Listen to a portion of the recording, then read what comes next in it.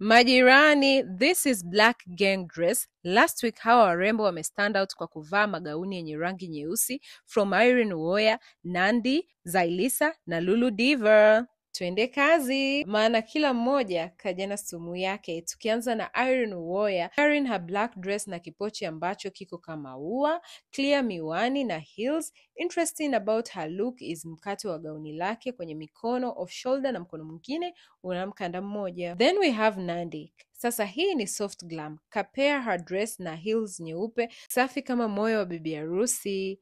What I love about this look ni hereni alizochagua kuvaa kwenye hii nguo. Da. Then we have Lulu Diva. Lulu Diva wewe, hiyo slit hapo kiunoni ndo game change ya hili gauni, na mikononi hili gauni lina manyoya kwenye ending za mikono. Sasa hapa hili gauni ndo unasema the look is ambre, maana hapa kila kitu you're like yes madam, yes ma'am.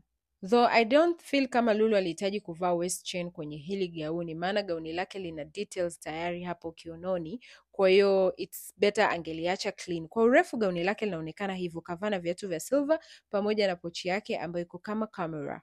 Then we have Zaiylissa. Nimependa rangi ya rasta zake, zimempendeza. Her dress is also gorgeous, ingawa ina depend unalivaa wapi. Compare it with gold accessories.